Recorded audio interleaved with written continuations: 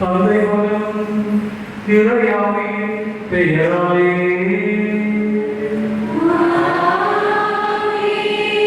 நம் ஆண்டவராகிய இயேசு கிறிஸ்துவின் கரையும் தந்தையும் தாயும் ஆகிய இறைவனின் அன்பும் இறையாவியானவரின் நட்புறவும் உங்கள் அனைவரோடும் என்றும் இருப்பதாக.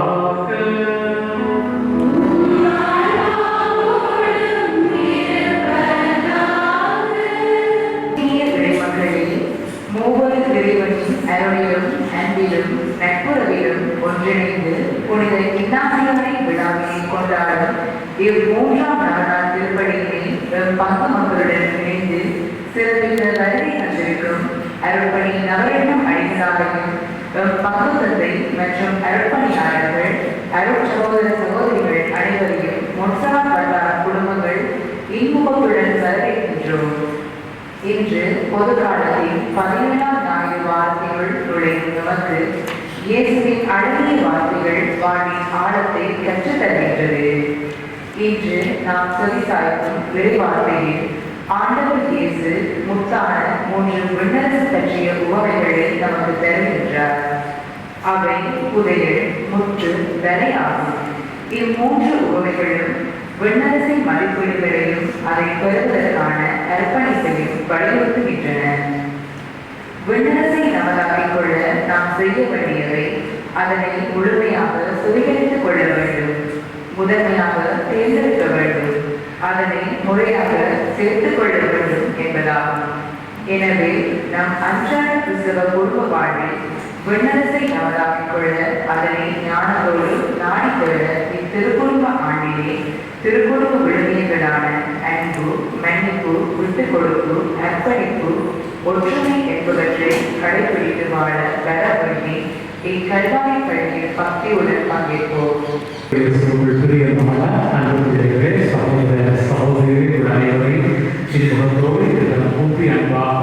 ஞாயிறு நவநாள் பள்ளிக்கு அழைத்திருக்கிறேன்.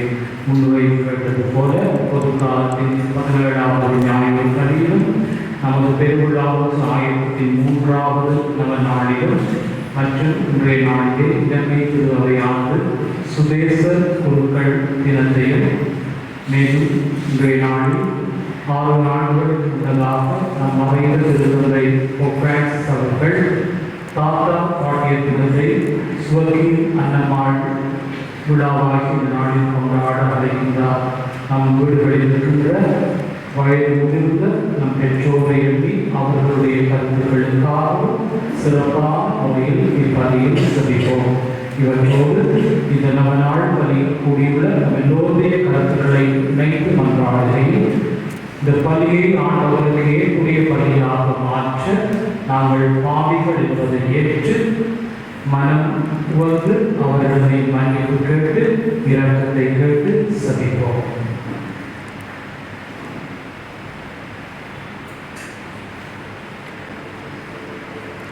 எல்லாம் வல்ல இறைவனிடமும்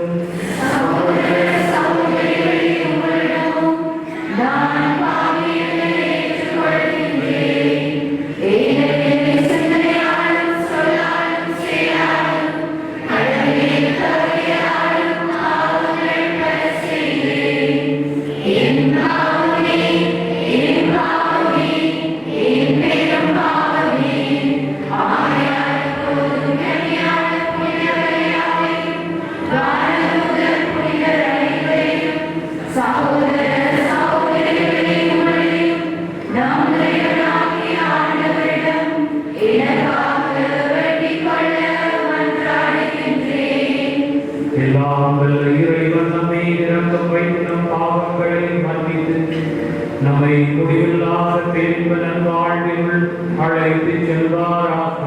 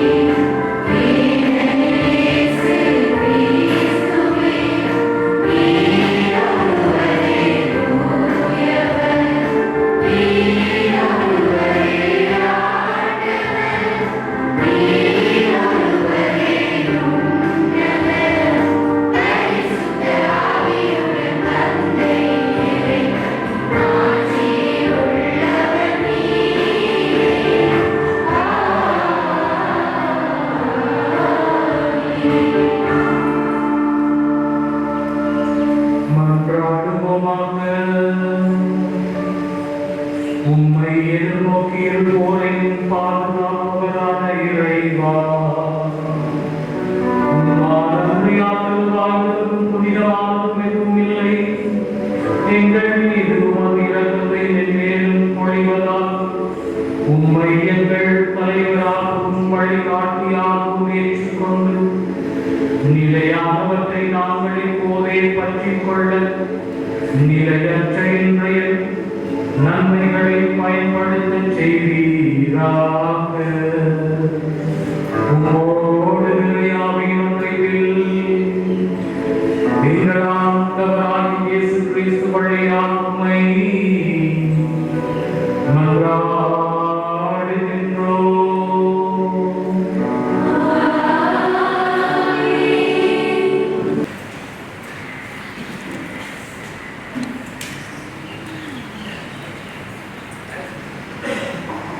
அரசர்கள் நூலிலிருந்து வாசகம். அதிகாரம் 3, திருவசனங்கள் 5, 7 தொடக்கம் 12. அந்நாளில் கிபெயோனில் ஆண்டவர் சாலமோனுக்கு கனவில் தோன்றினார். உனக்கு என்ன வரம் வேண்டும் கேள் என்று கடவுள் கேட்டார். என் கடவுளாகிய ஆண்டவரே, நீர் அடியேனை என் தந்தை தாவீதுக்கு பதிலாக அரசனாக்கியுள்ளீர். நான் செய்வதறியாத சிறு தொழிலை இதோ உமக்கென நீ தெரிந்து கொண்ட திரளான மக்களிடையே அடியேன் இருக்கின்றேன். அவர்கள் எண்ணி கணிக்க முடியாத மாபெரும் தொகையினர். எனவே உம் மக்களுக்கு நீதி வழங்கவும் நன்மையை பகுத்தறியவும் தேவையான ஞானமறிந்த உள்ளத்தை அடியேனுக்கு தந்தருளும். இல்லாவிடில் உமக்குரிய இம்மாபெரும் மக்கள் இனங்களுக்கு நீதி வழங்க யாரால் இயலும் என்று கேட்டார்.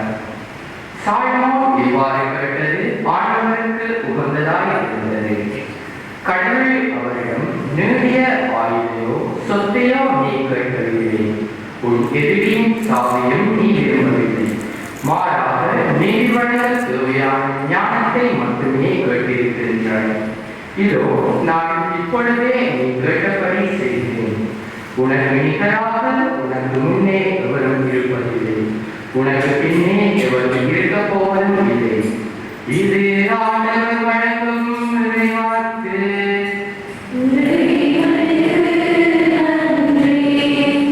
பல்வேறு பாடலுக்கு கையறியாத அனைவரும் உமது திருச்சட்டத்தின் மீது ஏற்றுணை பெற்றுக் கொண்டுள்ளே.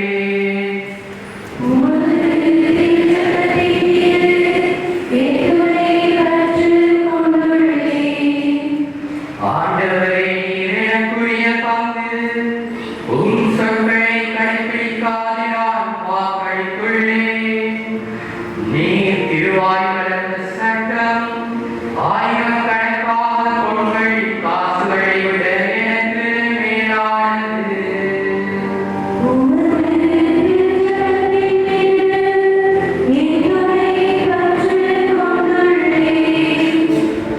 எனக்கு ஆதரவு அளிக்குமாறு உமது பேரன்பும் எனக்கு கிடைக்கட்டும். உம் ஊழியருக்கு வாக்குறுதி அளித்தீரன்றோ.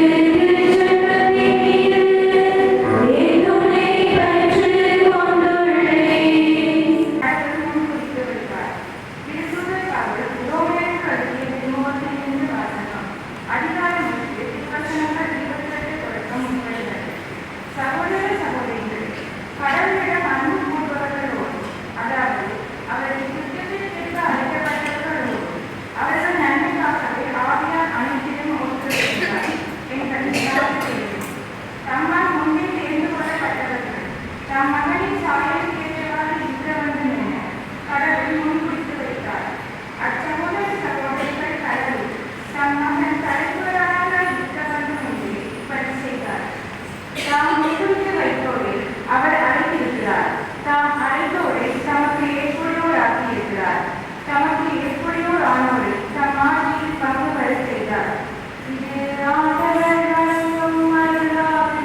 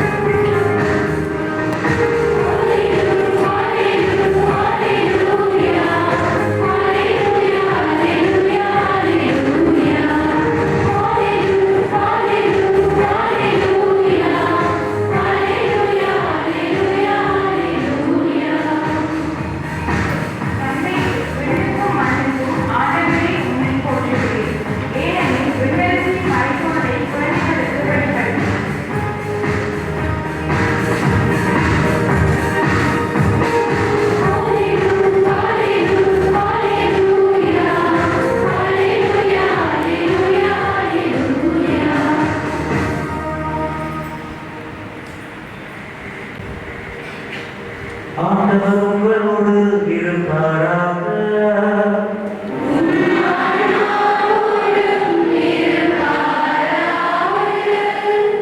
தூய மத்தேயு எழுதிய நற்செய்தியிலிருந்து வாசகம்.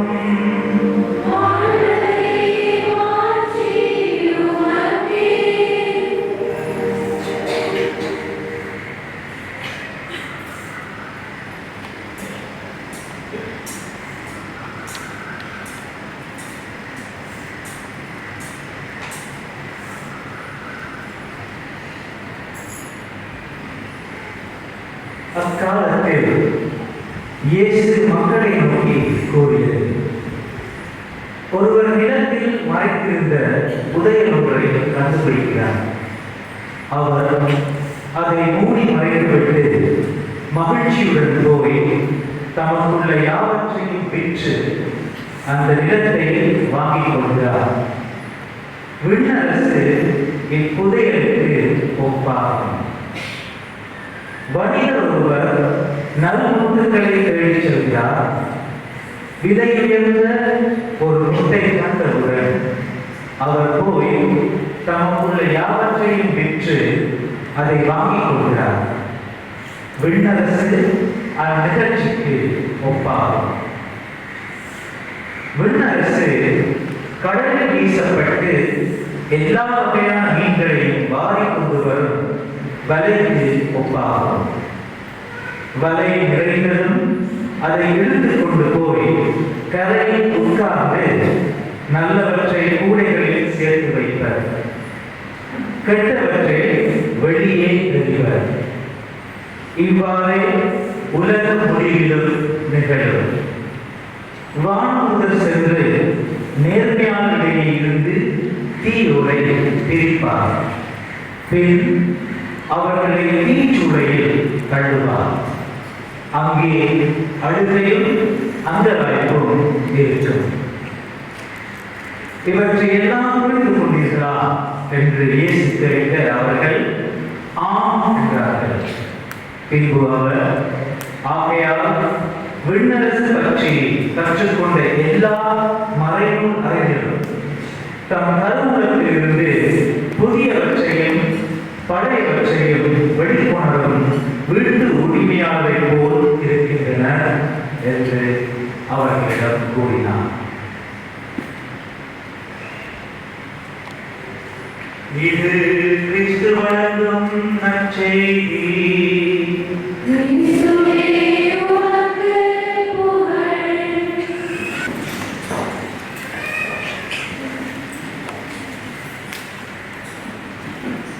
அன்பார்ந்தவர்களே, சகோதர சகோதரிகளே,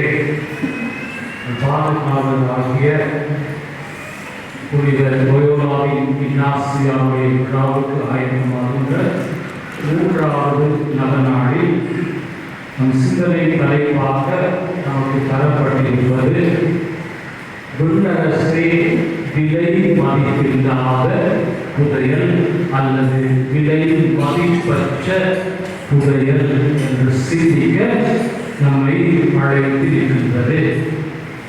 ஏற்கனவே சொன்னது போல இன்று ஆண்டின் பொது காலத்தினுடைய 17வது ஞாயிறு திருப்பலியில் நாங்கள் கூடியிருக்கின்றோம். அத்தோடு இன்று இலங்கை திருவரை மக்களுக்காக மக்களோடு வாழ்கின்ற தொழிற்பொருளில் சுதேச குழுக்கள் துறவியர் தினத்தையும் கொண்டாடுகின்றது. அத்தோடு மறைந்த திருத்தந்தை பிரான்சிஸ் அவர்கள் அறிமுகப்படுத்தி தந்த சுவர்கி அன்னம்மாள் விழாவில் நம் வீடுகளிலும் இல்லங்களிலும் மற்றும் வயோதிபர் இல்லங்களிலும் வாழுகின்ற நம்முடைய தாத்தா பாட்டியரை, நம்முடைய வயது முதிர்ந்த மூத்தவர்களை, சீனியர் சிட்டிசன் என்று சொல்லக்கூடியவர்களை எண்ணி அவர்களுக்காக நமது அன்பை காண்பிக்கவும் அவர்களை அரவணைத்து வழிநடத்தவும் இந்த நாளில் அழைக்கப்படுகின்றோம். இத்தகைய சிந்தனைகளோடு விலை மதிப்பில்லாத சொத்தாகிய விண்ணரசை அடைதலின் பொருட்டு எவ்வாறு பயணிக்கலாம் என்று எண்ணுகின்ற பொழுது இன்றைய முதலாவது இறைவார்த்தை அரசர்கள் புத்தகம் 1வது புத்தகம் 3ஆம் அதிகாரத்திலிருந்து தரப்பட்டது. அங்கு சாலமோனோடு கடவுள் உரையாடுகின்ற அல்லது கடவுள் அவரோடு வந்து ஒன்றாக பயணிக்கின்ற ஒரு சந்தர்ப்பத்தை வாசிக்க கேட்டோம். சாலமோன் எல்லாரும் தெரியும். யார் சாலமோன்? யாரு சாலமோன்? யாருடைய மகன்? சாலமோன் யாருடைய மகன்? யாருடைய மகன்? தாவீது. ஆனால் தாவீதுடைய மகன் என்று சொன்னாலும் அவனுக்கு பிளாக் மார்க் இருந்துச்சு, கருத்த புள்ளி. அவன் தாவீது இன்னும் ஒருவருக்கு சொந்தமான மனைவியை தனது மனைவியாக்கி அவன் மூலம் பிறந்த ஒரு மகன் தான் இந்த சாலமோன். ஆகவே ஒரு கருமை புள்ளி அவனுக்கு இருந்தது. நீங்கள் இந்த அரச புத்தகம் 3ஆம் அதிகாரத்தை படித்தோம். 2ஆம் அதிகாரத்தை பாருங்க, எடுத்து பாருங்க.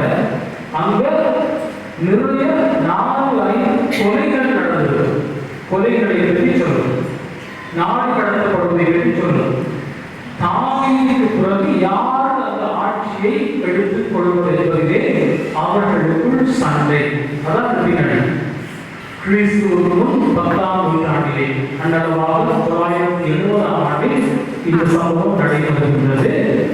அங்கு யார் ஆட்சிக்கு வருவது, சாலமோனா அல்லது ஏனைய புதல்வர்களா என்று ஆழ்மாவை இரத்த கலவையோடு சண்டைகள் நடைபெறுகின்றன. அந்த சண்டைகளுடைய இறுதியிலே சாலமோன் அரசனாக வந்துவிட்டான். தாவீதை தொடர்ந்து அவனுடைய அரசுக்கு யூதாவின் வழியில் அவன் வருகின்றான், அரசனாக வருகின்றான். சாலமோன் அரசனாக வருகின்றான். ஆனால் அவன் அரசனாக வந்தாலும் இன்னும் அவர்கள் தொழுகை மேடுகளில் தான் வழிபட்டுக் கொண்டிருந்தார்கள். எருசலேம் ஆலயம் கட்டப்படவில்லை. எல்லாருக்கும் தெரியும், எருசலேம் ஆலயத்தை கட்டியவன் சாலமோன். அவன் இப்பதான் ஆட்சியை எடுத்துக்கிறான், பொறுப்படுத்துகிறான். அப்ப இந்த ஆலயம் கட்டப்படவில்லை. அவருடைய வழிபாட்டில் தொழுகை மேடுகள், எங்கெல்லாம் தொழுகை மேடுகள் இருக்கிறதோ அங்கு சென்றுதான் வழிபட்டுக் கொண்டிருந்தார்கள். அது அத்தகைய ஒரு தொழுகை மேடு தான் இன்றைய 1ஆம் வாசகத்தில் சொல்லப்படுகிறது. கியபோன் என்ற இடத்திற்கு தொழுகை மேடுக்கு தான் அவன் போகின்றான். தொழுகை மேடுக்கு தான் சாலமோன் போகின்றான். அங்கு போய் 1000 எரிபலிகளை கடவுளுக்கு செலுத்துகிறான். எதற்காக செலுத்துகிறான் என்றால், என்னுடைய ஆட்சியை எடுத்துக்கொண்டு விட்டேன், என் தந்தை வழியில் அந்த ஆட்சியை பெற்றுவிட்டேன். ஆனால் இந்த ஆட்சியை நடத்துவதற்கு நான் தகுதியற்றவன், எனக்கு எந்த அனுமதியும் இல்லை, என்னால முடியாமல். அது எனக்கு துணை தேவை, உங்களுடைய துணை தேவை என்று கியபோனில் சென்று அவன் 1000 எரிபலிகளை கொடுக்கிறான் கடவுளுக்கு. சாலமோன் கொடுக்கிறான். அந்த வேளையில் ஆண்டவர் கடவுள் அவனுக்கு கனவில் தோன்றினார், உனக்கு என்ன வரம் வேண்டும் கேளு, உனக்கு என்ன வேண்டும் கேளு என்று சாலமோனை பார்த்து ஆண்டவர் கூறுகின்றார். அப்பொழுது சாலமோன் சொல்கிறார், ஆண்டவரே, நீ அடியேனை என் தந்தை தாவீதுக்கு பதிலாக அரசனாக மாற்றியிருக்கிறேன். என்னை ஒரு அரசனாக மாற்றியுள்ளீர், என்னுடைய அப்பாவின் இடத்தை நிரம்புவதற்கு அரசனாக மாற்றியுள்ளீர். ஆனால் நானும் செய்வதறியாத சின்ன பிள்ளை, சிறு பிள்ளை, 20 வயது சம்பவம் நடந்த பொழுது நானும் செய்வதறியாத சிறு பிள்ளை, இதோ உமக்குடன் தெரிந்து கொண்ட பெரும் திரளான மக்கள், இஸ்ராயேல் வடரசு தென்னரசு 2 அரசனுடைய பெரும் திரளான இஸ்ராயேல் மக்களிடையே அணியில் நான் இருக்கிறேன். எனக்கு என்ன செய்வதே தெரியாது, எப்படி இவர்களை நடத்துவது கூட எனக்கு தெரியாது. ஒரு சின்ன பிள்ளை, சிறு பிள்ளை நான். எண்ணி கணிக்க முடியாத மாபெரும் தொகையினர் அவர்கள். ஒரு பெரிய கூட்டம், பெரிய மக்கள், இவரை எப்படி கண்டெடுப்பேன்? எனக்கு எந்த அருமையும் கிடையாது. எனவே கேட்கின்றான், மக்களுக்கு நீதி வழங்கவும், ஒப்படைத்த மக்களுக்கு நீதி வழங்கவும், நன்மை தீமை பகுத்தறிய தேவையான ஞானம் நிறைந்த உள்ளத்தை அடியிருக்கிறார். மக்களுக்கு நீதி வழங்கவும், நன்மை தீமையை பகுத்தறிந்து தீர்ப்பு வழங்குகின்ற ஞானத்தை அடியேற்கு தாரும் என்று சாலமோன் கேட்கிறார். ஒரு விரும்பி ஆசிரியரை சொல்லப்பட்டது சொல்கிறார். அந்த இவரே சொற்களை நேரடியாக மொழிபெயர்த்தால் எப்படி இருக்கும் என்றால், ஆண்டவரே உமது குரலை நான் செவிசாய்க்க எனக்கு கற்றுத்தார், உம்முடைய வாய்ஸ் நான் கேட்க எனக்கு சொல்லித்தார் என்று சொல்லி அந்த விரும்பி ஆசிரியர் சொல்கின்றார். ஆண்டவர் கேட்கிறார், இதை எனக்கு தாரும் என்று சொல்லி கேட்கிறார். ஞானம் நிறைந்த உள்ளத்தை எனக்கு தாரும், இல்லாமல் இம்மாபெரும் மக்களிடத்துக்கு நீதி யாரால் வழங்க முடியும் என்று சொல்லி முடிகின்றார். அவருடைய அந்த பதிலை கேட்ட இறைவன் யாவே அவருக்கு அழகான பதிலை கொடுக்கின்றார். அவருடைய பதில் கடவுளுக்கு உகந்ததாக இருந்தது, விரும்பக்கூடியதாக இருந்தது. கடவுளுடைய பதிலை கேட்டு சந்தோஷம் அடைந்தார், மகிழ்ச்சி அடைந்தார். சாலமோனின் குரலை கேட்டு கடவுள் மகிழ்ந்தார். நம்முடைய குரலை கேட்டு நம் கடவுள் மகிழ்ந்தார் என்று நாம் ஒவ்வொருவரும் நானாக கேட்க வேண்டும். என்னுடைய குரலால் என் கடவுளாகிய ஆண்டவர் மகிழ்ச்சி அடைகின்றாரா? சாலமோனின் குரலால் கடவுள் மகிழ்ந்தார். ஆகவே கடவுள் அவர்கள், நீ நீடிய ஆய்வை கேட்கவில்லை, அல்லது செல்வத்தையும் நீ கேட்கவில்லை, உன் எதிரிகளின் சாதையும் நீ கேட்கவில்லை. மிக முக்கியமானது, நாம் பல வழிகளில் வேண்டுவதென அவனுக்கு அந்த அழிவு வர வேண்டும், இவனுக்கு இந்த அழிவு வர வேண்டும்.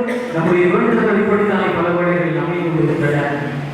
அவர்களை எதிரியாகவும் புறமுடியாகவும் அந்நியனாகவும் நமக்கு விரோதமானவர்களாகவும் பார்த்து அவர்களுக்கு அழிவு வர வேண்டும் என்று சிந்திக்கிறோமே.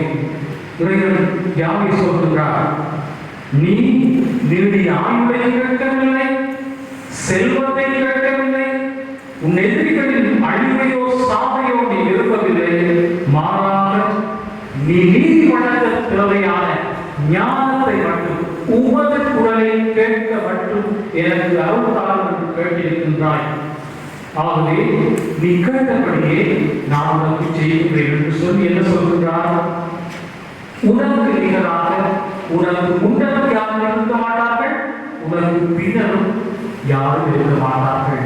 இஸ்ராயேல் வரலாற்றிலே மிக சிறந்த மன்னனாக பணியாற்றியவர் சாலமோன். ஆண்டவர் அவனை உயர்த்துகின்றார்.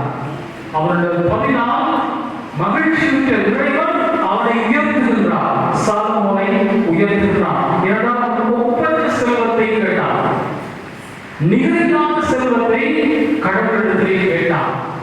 கடவுள் அந்த நிகரில்லாத செல்வத்தை கேட்ட சாலமோனை உயர்ந்த நிலைக்கு உயர்த்தினார். அவருடைய ஆட்சி சீரும் செருப்போடும் இருந்ததாக விவிலியம் நமக்கு சொல்லுகின்றது. அவருடைய கடைசி காலம் அரசு 2வது விளம்பரத்தை நாம் பார்க்கின்றோம். அவைதான் அதன் தொடர்ச்சியாக நம்முடைய திருப்பாடல், அழகான திருப்பாடல், திருப்பாடல் 119, திருப்பாடலின் மிகப்பெரிய திருப்பாடல். அதில் ஒரு வார்த்தை சொல்கின்றார், சொல்கின்றது, என்ன சொல்கின்றது? ஏனெனில் உமது திருச்சட்டமே எனக்கு இன்பம்.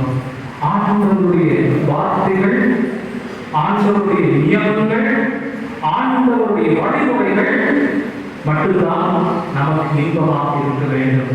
ஏனென்றால் இதே திருப்பாடலாம் சொல்வது, உன் வார்த்தை என் காலடிக்கு விளக்கு, நான் போகும் பாதைக்கு வெளிச்சம் அதுவே. ஆகிய ஆண்டவருடைய வார்த்தை நமக்கு இன்பமாக, நமக்கு வழிகாட்டுவதாக, நம்மை முன்னகர்த்துவதாக அமைகின்றது. இது முதலாவது வார்த்தை. இந்த இரண்டாவது வார்த்தை திருத்தூதர் பவுல் ரோமியருக்கு எழுதிய மடலினுடைய தொடர்ச்சி, 8ஆம் அதிகாரத்தினுடைய தொடர்ச்சி கடைசி பகுதி 28ஆம் 30ஆம் வசனங்களிலே படித்தோம். அந்த 28வது 30வது வசனங்களில் எது சொல்லப்படுகிறது என்று சொன்னால், தம் மகனின் சாயலுக்கு ஏற்றவாறு இருக்க வேண்டும் என கடவுள் நம்மை முன்குறித்து வைத்திருக்கின்றார். ஒவ்வொருவரையுமே தம் மகனின் சாயலுக்கு ஏற்றவாறு இருக்க வேண்டும் என நம் எல்லோரையும் முன்குறித்து வைத்திருக்கின்றார். மகனுடைய சாயல் ஏற்றவாறு என்றால் இயேசு கிறிஸ்துவினுடைய சாயல் என்ன? இயேசுவின் சாயலை அறிந்தால்தான் அந்த சாயலுக்கு ஏற்றவாறு நாம் இருக்கலாம். அவருடைய இறை மைந்தன், கடவுளின் மகன். ஆகவே அவருடைய சாயல் எப்பொழுதும் தூய்மை. ஆங்கிலத்தில் ஒரு பழமொழி உள்ளது, cleanliness is next to godliness என்று சொல்வார்கள். தூய்மை இறைவனுக்கு அடுத்தது. அதனால்தான் மத்தேயு நற்செய்தியாளர் மறைமொழியிலே சொல்வார், தூய உள்ளத்தோர் பேறு பெற்றோர், அவர்கள் கடவுளை காண்பர். அவை கடவுளுக்கு ஏற்ற சாயல் தூய்மை. இயேசு நற்செய்தியில் சொல்லப்படுகின்றது, பாவம் தவிர மற்ற அனைத்திலும் நம்மை போன்றிருந்தார். ஆகவே அவருடைய தூய்மைக்கு எந்த விதத்திலும் பங்கம் ஏற்படவில்லை. அவர் வாழ்ந்த காலத்தில் அவருடைய தூய்மைக்கு எந்த விதமான மாசும் ஏற்படவில்லை. அவர் தூய்மையானவராகவே வாழ்ந்தார். இறை சாயலை கொண்டிருந்தார். அந்த இறை சாயலுக்கு ஏற்றவாறு நாமும் மாற வேண்டும் என்று அவர் விரும்புகின்றார். இதுதான் பவுலடிகள் மிக அழகாக வார்த்தையை சொல்கின்றார். அவருடைய இறுதி வார்த்தைகளை அழகாக சொல்கின்றார். தாம் முன்குறித்து வைத்தோரை அவர் அழைத்திருந்தார். நம்மை அவர் முன்குறித்து வைத்திருந்தார். தமக்கு சொந்தமான பிள்ளைகள் நாங்கள் என்று நம் எல்லோரையும் பேர் சொல்லி முன்குறித்து வைத்திருக்கின்றார். இன்றைய நாளிலே ஒரு சின்ன குறிப்பு கொண்டு பார்த்தேன். ஒரு ஆயர் அவர் உரையாற்றுகின்றார். அவர் உரையாற்றுகின்ற பொழுது சொல்கின்றார், நான் எங்கு சென்றாலும் என்னை எப்படியெல்லாம் ஆங்கிலத்தில் சொல்கிறார், எங்கு சென்றாலும் என்ன சொல்கிறார்கள், மக்கள் என்னை பார்க்கும் பொழுது வெல்கம் மைனோடு சொல்கிறார்கள், வருக ஆண்டவரை சொல்கிறார்கள், வெல்கம் யுவர் வார்ஷிப் என்று சொல்கிறார்கள். இன்னொரு இடத்தை சொன்னால் வெல்கம் யுவர் மெஜஸ்டி என்று சொல்கிறார்கள். இப்படியெல்லாம் அழைக்கிறார்கள். ஆனால் என்னை இவர் அழைக்கின்ற பொழுது சிலுவையில் போகின்ற இயேசுவை பார்த்து அவர் காட்டி சொல்கிறார், மக்கள் எல்லாம் இப்படி அழைக்கிறார்கள், ஆனால் இவர் என்னை அழைக்கின்ற பொழுது என்னை ஜான் என்று தான் அழைக்கிறார். தாருடைய பேர் ஜான். என்னை ஜான் என்று தான் அழைக்கிறார். அவர் வார்ஷிப் என்று சொல்லவில்லை, மெஜஸ்டி என்று சொல்லவில்லை, அல்லது மதிப்புக்குரிய அதிகாரனைக்குரிய அப்படியெல்லாம் சொல்லவில்லை. அவர் என் பேரை குறித்து என்னை குறித்து வைத்திருக்கின்றார். அவர் என் பேரை சொல்லி அழைக்கின்றார். அவருடைய தோழர்கள் தாம் முன்குறித்து வைத்தோரை அவர் அழைத்திருக்கின்றார். நம்மை பேர் சொல்லி முன்குறித்து வைத்து அவர் அழைத்தார். அதை மரியாதை அழைத்தது போல தாம் அழைத்தோரை தமக்கு ஏற்புடையவராக மாற்றுகின்றார். நம்மை நாம் வாழும் நாட்களிலேயே எவ்வாறு மரியாதை தனக்கு ஏற்புடையவராக மாற்றினாரோ அவ்வாறு நம்மையும் தமக்கு ஏற்புடைய பிள்ளைகளாக இறைவன் மாற்றுகின்றார். தமக்கு ஏற்புடையவராக மாற்றியோரை என்ன செய்கிறார்? சாலமோனை உயர்த்தியது போல தமது மாட்சிகளில் தாம் வரச் செய்கிறார். ஆகவே தமக்கு ஏற்புடையோரை நாம் எப்பொழுது கடவுளுக்கு ஏற்புடையோராக மாறுகிறோமோ அப்பொழுது அவர் தமது மாட்சிமையில் நமக்கு பங்களிப்பு தந்து தம்மோடு நம்மை ஒன்றாக்குவார் என்ற அழகான செய்தியை ரத்தின சுருக்கமாக பவுலடிகள் இன்றைய 2வது வார்த்தையிலே ரோமியருக்கு எழுதிய வழியில் நமக்கு சொல்லி வைக்கிறார். எனவே மரபாதிகள் நாம் எல்லோரும் கடவுளால்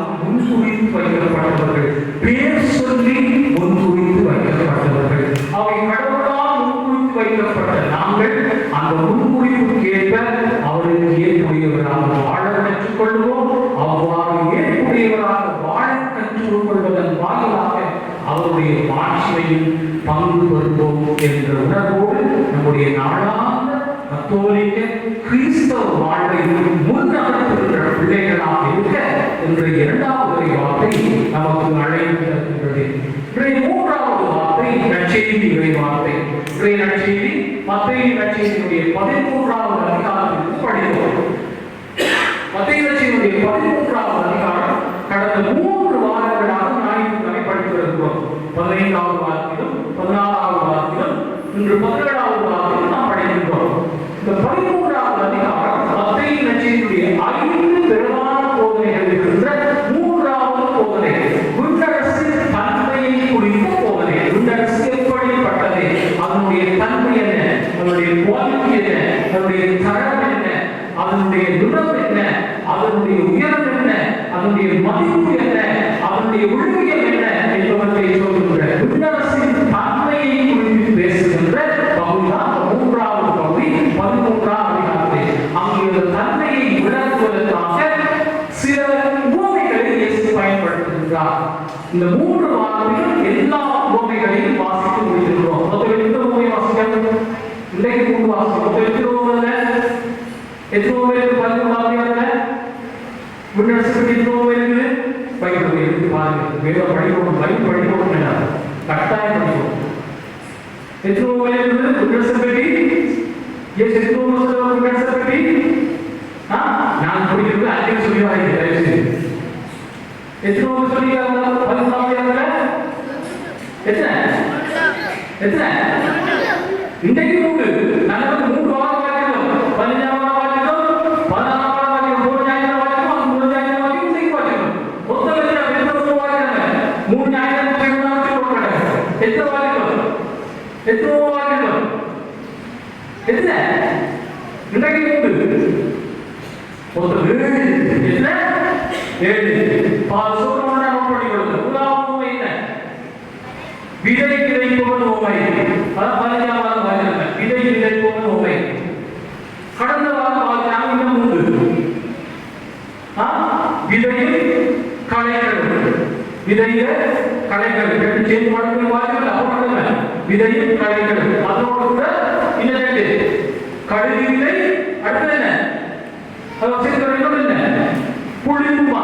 புளிப்புமா. அப்ப 4 2 வாரம் நான் வாசிக்கிறோம். விதை விதைப்போமை, விதையும் களைகளும் 2வது, 3வது கடுகு விதை, 4வது புளிப்புமா. இன்றைக்கு 3 மிச்சம் 3 வாசிக்கிறாங்க. இன்றைக்கு வாசிக்கிறது என்ன வாசிக்கிறோம்? Very good. என்ன முதல்ல இது வலை. அடுத்தது முத்துவமை. அடுத்தது புதையல். Very good. புதையல். விண்ணரசின் தன்மையை புரிய வைப்பதற்காக இயேசு 7 உவமைகளை பயன்படுத்துகிறார். இன்றைக்கு பார்த்த 3 உவமைகளில் முதலாவதாக புதையலை பற்றி பேசுகின்றார். புதையலை பற்றி பேசுகின்றார். ஆசிரியர் தன் பிள்ளைகள் இருக்கிறார். உங்களோட வீடு 10 சுடிகளை இருந்து கொண்டிருந்தது. அடிக்க நம்ம ஊரில் நிறைய 10 ஒரே 10 அங்க வந்து இங்க வந்து எல்லாரும் 10 அப்படி பத்தி கொண்டிருக்கிறது. அப்படி பத்தி கொண்டிருக்கிற பொழுது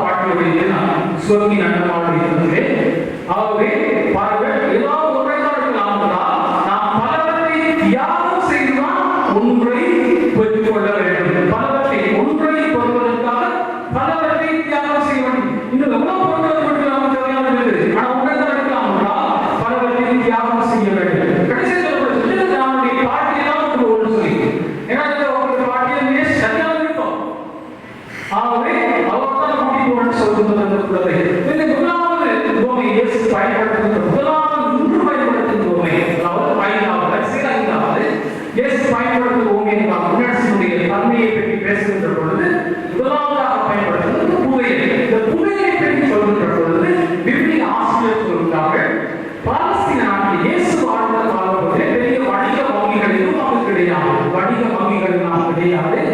ஆகவே மக்கள் தங்களுடைய மேலதிகமாக இருப்பதோ அல்லது தங்களுடைய சேமிப்புகளை வைப்பதற்கோ வைத்திடுவதற்கோ அவை இல்லாத காரணத்தினால் அடிக்கடி அந்த நிலத்திலே யுத்தங்களும் போர்களும் நிகழ்ந்ததினாலே தங்களுடைய சொத்துக்களை வைத்திருப்பதற்கு பயந்து அவற்றையெல்லாம் நிலத்திலே புதைத்து வைத்திருந்தார்கள். என்றால் தேவையானவர்களெல்லாம் ஓட வேண்டும், யுத்தம் ஏற்படுத்துகிறவர்களெல்லாம் அந்த இடத்தை கொண்டு நீங்க வேண்டும். அவை எல்லாத்தையும் கொண்டு செல்ல முடியாது. அவற்றை நிலத்தில் புதைத்து விட்டு சென்றார்கள். அவை அவர்கள் மீண்டும் வந்தவர்கள் எந்த பகுதியில் தெரியும். அவை அந்த வந்தவர்கள் பெற்றுக்கொள்ள புதைத்து விட்டு சென்றார்கள். இயேசுடைய நற்செய்தியை பயன்படுத்தும் அவருடைய புதையலை நாம் யாரும் தேடி போவது கிடையாது. தேடி போவது கிடையாது. யாருமே தேடி போவது கிடையாது. ஆகவே ஒருவர் நிலத்தில் மறைந்திருந்த புதையலை கண்டுபிடித்தார். ஏதோ அதிர்ஷ்டவசமாக தான் கண்டுபிடிப்பது புதையலை. புதையலுக்காக நிலவரை நடந்து நிலவரை நடந்து எங்கேயோ இடத்துக்காக புதையல் தோப்பெல்லாம் பார்க்கிறோம், டிவி தொலைக்காட்சியில பார்க்கிறோம், நடக்குது. ஆனால் புதையல் ஒரு அதிர்ஷ்டவசமாக நமக்கு கிடைத்த ஒன்று. அந்த புதையலை கண்டவுடன் அந்த நிலம் அவருக்கு சொந்தமில்லை.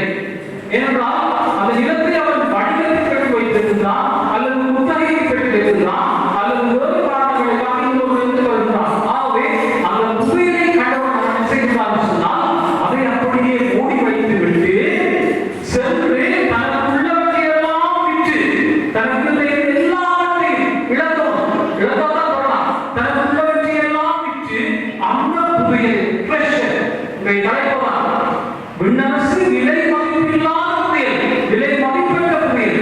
அந்த புதையலை பெற்றுக் கொள்வதற்காக அவன் என்ன செய்கிறான் என்றால் தனக்குள்ளான எல்லாவற்றையும் விற்று கொண்டே அந்த ஓனரிடம் யாரும் சொந்தக்காரனும் அவர் கொடுத்து அந்த நிலத்தை பெற்றுக் கொள்கிறான். இதற்காக அந்த புதையலை பெற்றுக் கொள்வதற்காக, அந்த புதையலை தனதாக்கிக் கொள்வதற்காக அவன் தன்னிடம் விரும்பவற்றை எல்லாம் விளக்குகிறான், எல்லாவற்றையும் விளக்குகிறான். இதுதான் பவுலடிகள் இரண்டாவது சொல்வார், இயேசு என்னும் ஒப்பற்ற செல்வத்தை பெற்றுக் கொள்வதற்காக என் வாழ்வில் அனைத்தையும் குப்பை என கருதுகிறேன்.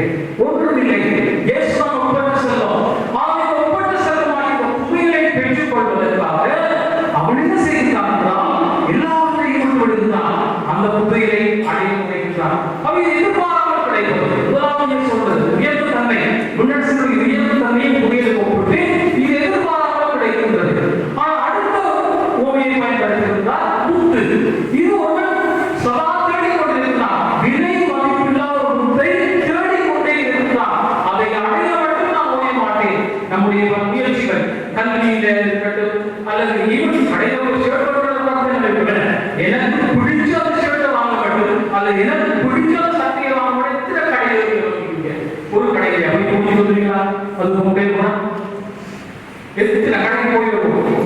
நான் சென்னையில் படிக்கும் கூட நம்முடைய இலக்கிய வருவாங்க, குரூப் வருவாங்க, சொல்லுவாங்க இங்கேருந்து அனுப்புவாங்க, நாட்கள் அனுப்புவாங்க. அந்த பெரிய குரூப்பாக வருவாங்க, சொல்லிக்கோங்க அனுப்புவாங்க.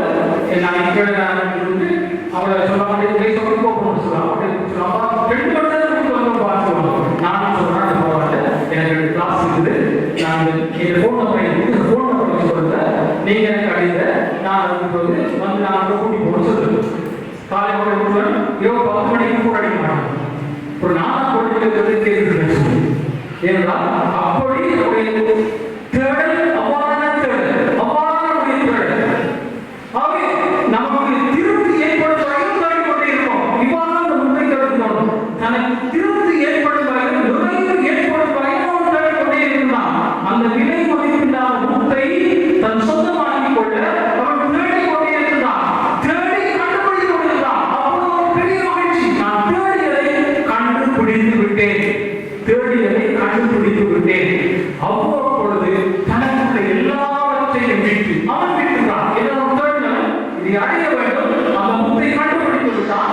கண்டுபிடித்த பொழுது எல்லாவற்றையும் விட்டுவிட்டு அந்த முத்தை விலை மதிப்பில்லாத செல்வமாகிய உயர்ந்த லட்சியமாகிய முன்னரசு என்ற முத்தை தனதாக மாற்றிக் கொள்கிறார் என்று இயேசு ஆண்டவர் இன்று 2வது உண்மையாக கற்பிக்கிறார். 3வது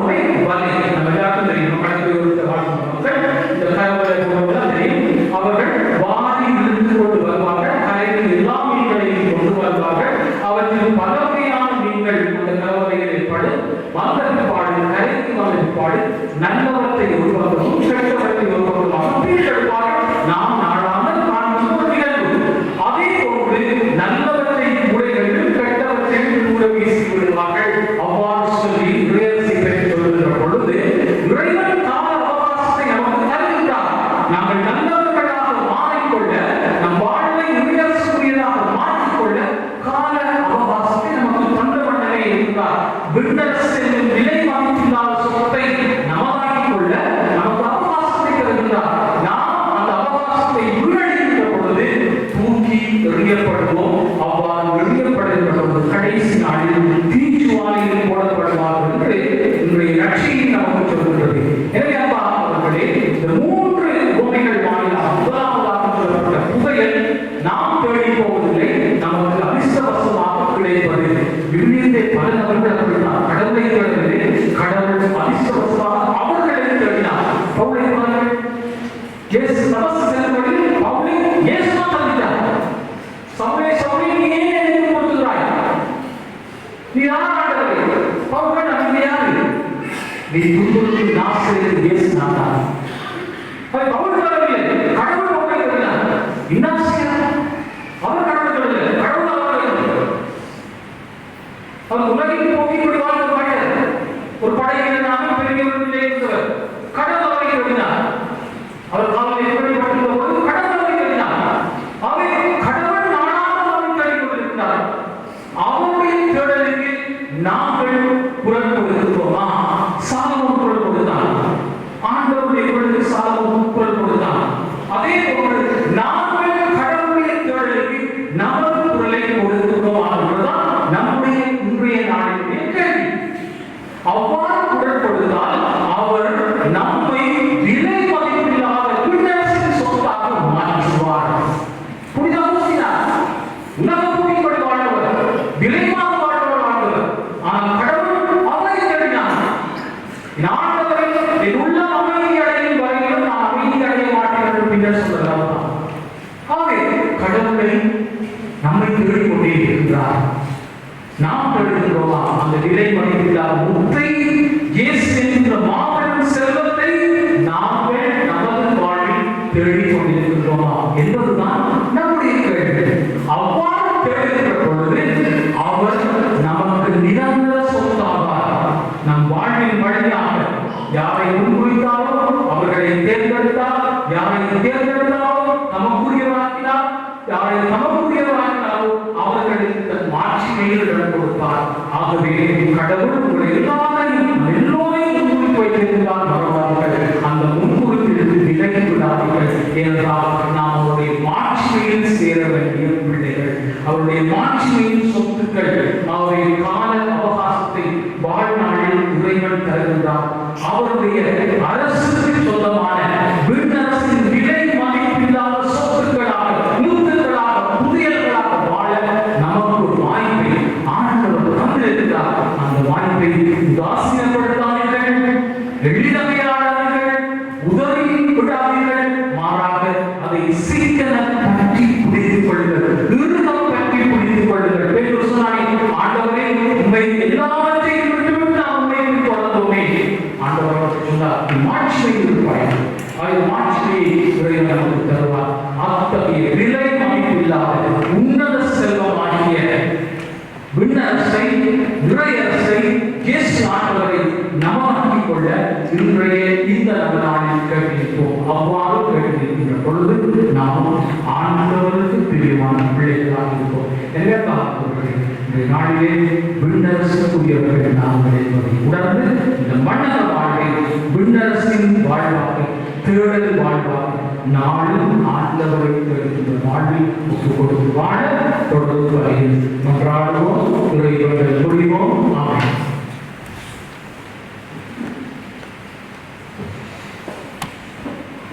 நம்முடைய நம்பிக்கையை அறிவிக்கிறோம். ஒரே கடவுளை நம்புகின்றேன்,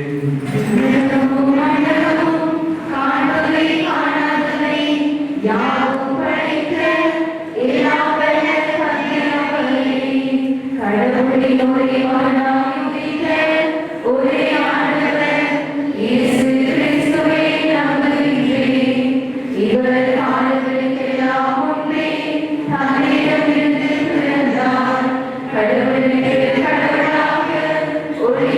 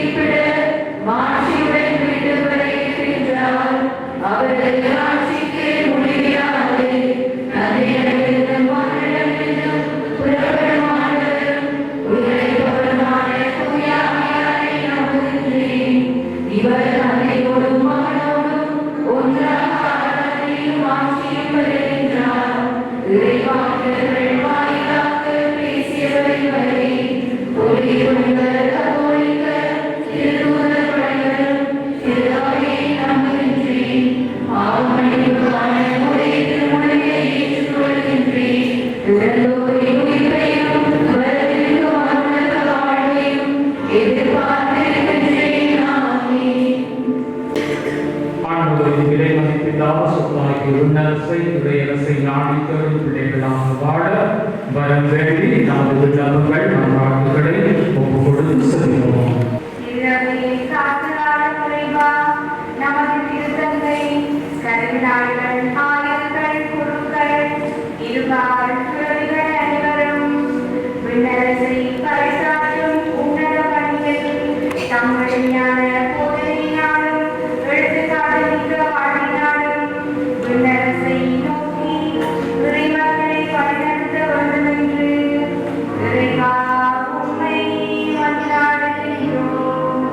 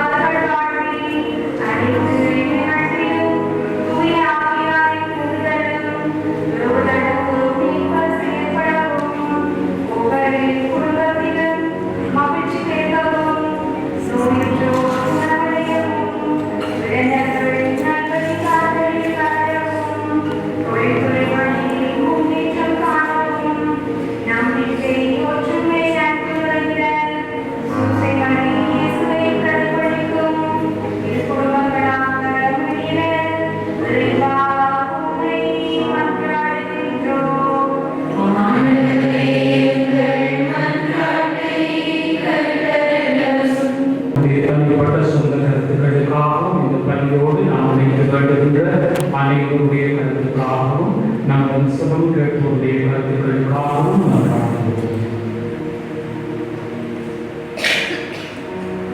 அனைவரையும் ஆண்டு வழிநடத்தி காத்து வருவா இந்த மாலை நவநாள் பணியில் உமது பிள்ளைகள் ஒன்றாக கூடி தருகின்ற விண்ணப்பங்கள் கருத்துக்கள் இறைவன்களை கனிவுடன் கண்ணோக்கி நீரே அவருடைய ஆசீர்வதிப்பதன் வாயிலாக நாங்கள் இறந்து கேட்கின்ற வரங்களை நிறைவாய் தரவும் நாங்கள் உமது ஏற்புடைய பிரமாணிக்கமான வாழ்வினால் உம்மை நோக்கி நகர்ந்திடவும் துணை தரவும் நீரே அனைவரையும் உமது வழிகாட்டுதலில் நெறிப்படுத்த வேண்டும் என்றும் எல்லோருக்கும் தேவையான நலன்களாக வைத்து காத்திடவும் எங்கள் ஆண்டவராகிய கிறிஸ்து வழியாக உம்மை மன்றாடுகின்றோம்.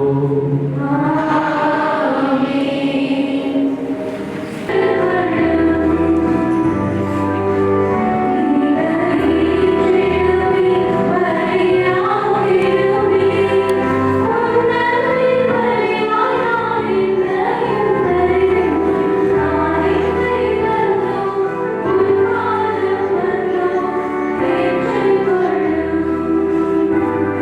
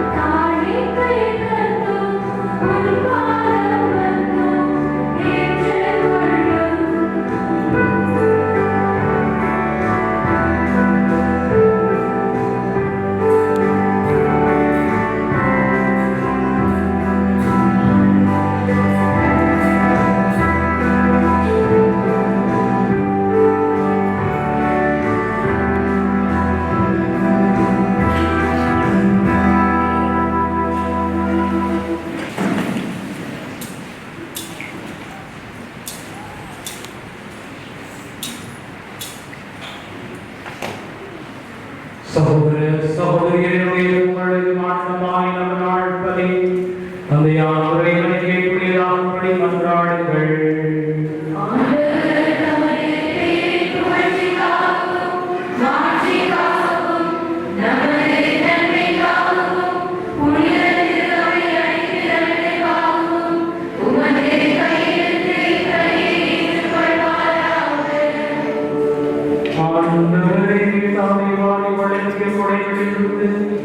நாங்கள் கொண்டு வரும் காணிக்கைகளை ஏற்றடும்.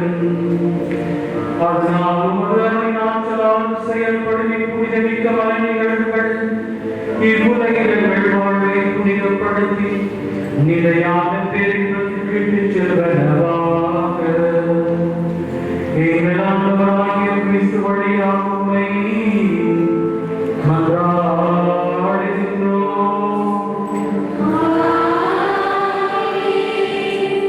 ஆண்டவர் உங்களோடு இருப்பாராக.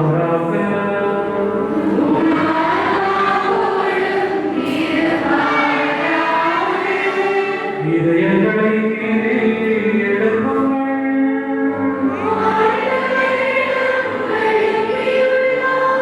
நம் இறைவனாகிய ஆண்டவருக்கு நன்றி கூறுவோம்.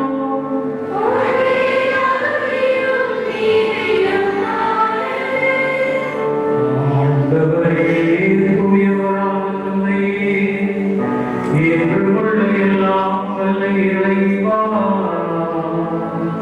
எல்லா இடத்திலும் நாங்கள் உமக்கு நன்றி செலுத்துவது மெய்யாகவே தம்மையும் நீதியுமாகும். எங்கள் கடமையும் வேண்டிய செயலுமாகும். நாங்கள் வாழ்வதும் எங்குவதும் இருப்பதும் உயிரேதான்.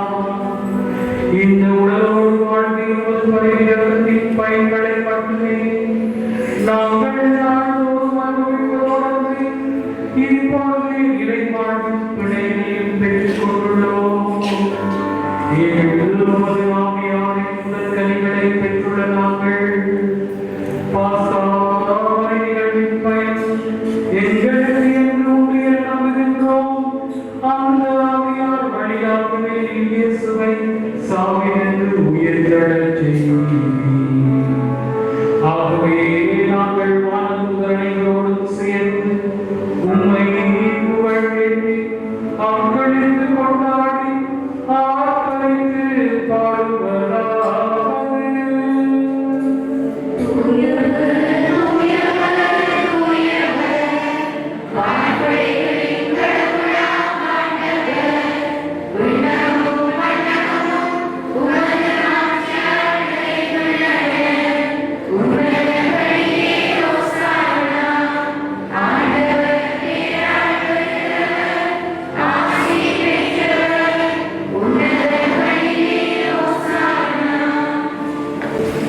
ஆண்டவரே, மெய்யாகவே தூயவர், உம்முடைய அனைத்திற்கும் ஊற்று.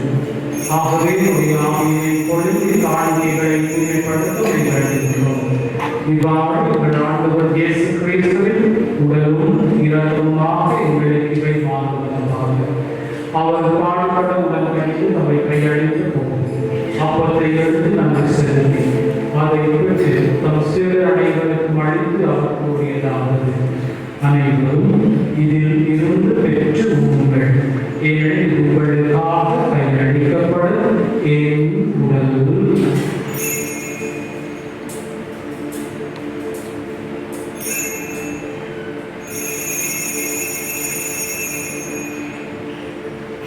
அவருடைய இரவு கிண்ணத்தையும் எடுத்து மீண்டும் உமக்கு நன்றி கூறி அதை நம் சிறுகளுக்கு அழைத்து அவர் கூறியதாவது: அனைவரும் இதிலிருந்து பெற்றுப் பாருங்கள், ஏனெனில் கூடிய நிலையான பழிக்கைக்குரிய இருக்கின்றன. இது பாவம் மன்னிப்புக்கென்று உங்களுக்காகவும் பலருக்காகவும் சிந்தப்படும். இதை என் நினைவாக செய்யுங்கள்.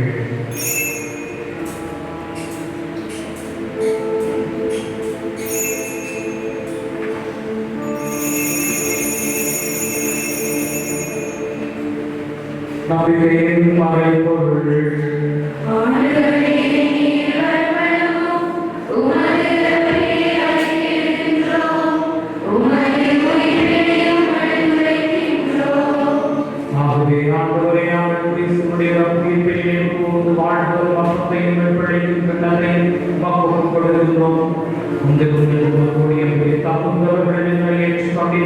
எனவே உமக்கு நன்றி செலுத்துகின்றோம். மேலும் கிறிஸ்துவின் உடலிலும் இரத்தத்திலும் பங்குள்ளங்களை உம்முடைய ஆவியானவரோடு சேர்க்க வேண்டும் என உம்மை தாழ்மையுடன் மன்றாடுகின்றோம்.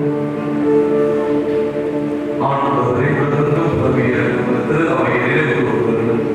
எங்கள் திருத்தந்தை 14ஆம் அப்போஸ்தலரின் பரிபாலர் ஆண்டவர் எல்லா திருநிலைகளோடு உமது திரு அவை அன்பில் பெறச் செய்தீர்கள். மேலும் சகோதர சகோதரிகளை இறந்தோர் அனைவரையும் இறக்கத்திலே திருமுக ஒளியுடைய திருடங்கள் அனைவர் மீது இறக்கமாகிறது. கடவுளே, கண்ணின் தாயான புனிதவர் அவருடைய கணவரான புனித யோசேப்பு, புனித திருத்தூதர்கள், இவ்வுடைய வந்தவராய் இருந்தவராகிய புனித அனைவருடன் நாங்கள் நிலைவாழ்வில் பங்குள்ளும் தகுதி பெற்று உம் திருமகன் இயேசு கிறிஸ்து வழியாக உம்மை புகழ்ந்தேற்கும் வரவல்ல உம்மை மன்றாடுகின்றோம்.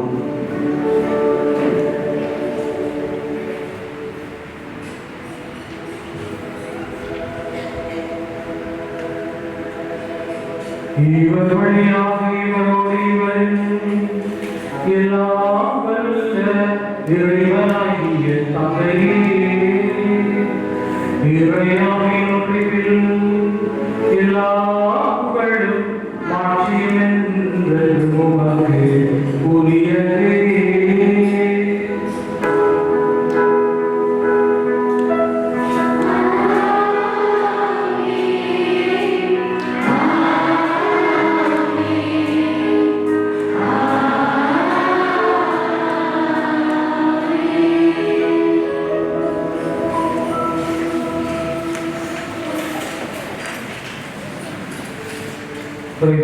குழந்தை அறிந்து அரசின் பிள்ளைகளாக வாழ விண்ணப்பம் சந்திப்போம்.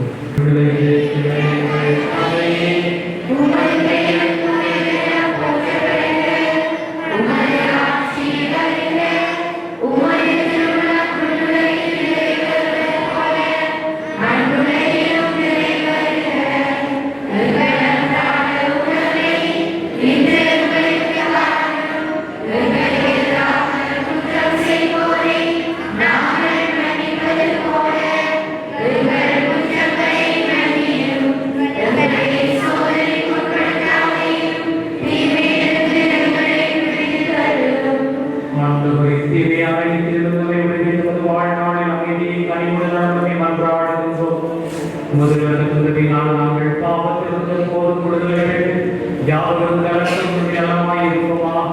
நாங்கள் எதிர்நோக்கி இருக்கும் பேரின்பத்திற்காகவும் மீட்பராம் இயேசு கிறிஸ்துவின் வருகைக்காகவும் காத்திருக்கின்றோம்.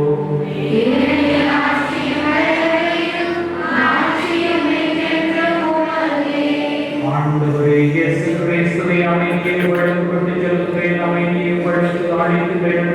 திருமுதலுக்கு திருவாய் வளர்ந்து வழங்கினேன். எங்கள் குற்றங்கள் குறைகள் பாவங்களை பாராமல் நம்பிக்கையோடு இணைந்து உரையடியாய் வழிகளுக்கு சரி சாய்ந்து எல்லோருக்கும் தேவையான அமைதி, ஒற்றுமை, நல்வாழ்வு, நோயெல்லாம் பெருவாழ்வை உங்களிடத்தில் விடக்கொள்வீராக. எங்கள் முன்வாழ்வு ஆட்சி செய்கின்றவர் நீரே.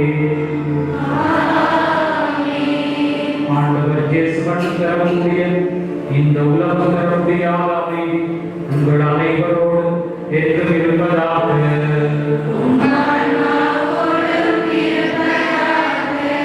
ஒருவருக்கொருவர் இயேசுவின் அமைதியை பகிர்ந்து கொள்வோம். சமாதானம்.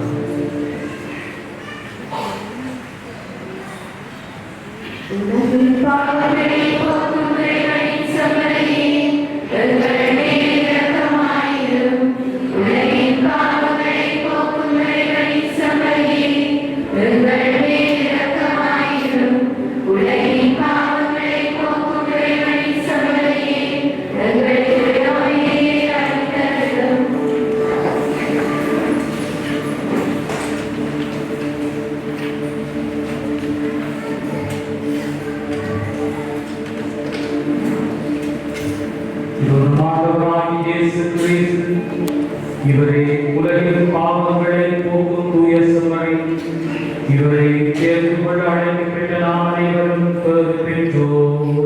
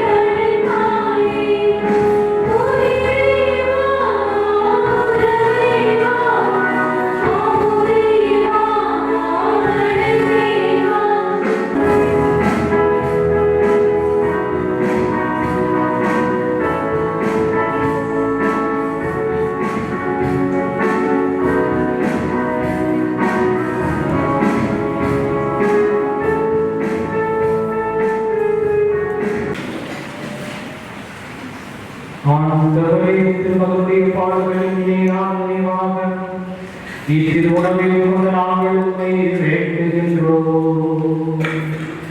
இவ்வாறு சொல்லக்கரி அன்பினால் அவரை எங்களை கழித்துமை கொடை எங்கள் வீட்டுக்கு பயன்பட அருள்வீராக.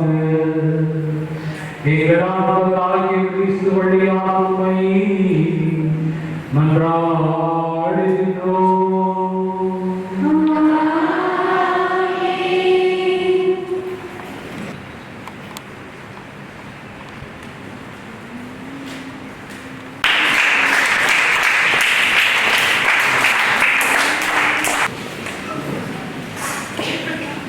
ஆண்டவர் உங்களோடு இருப்பாராக.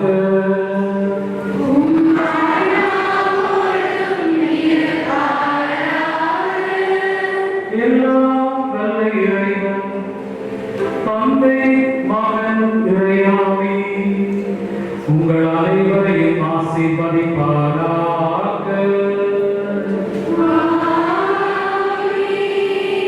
சென்று வாருங்கள், திருப்பலி நிறைவேறிற்று.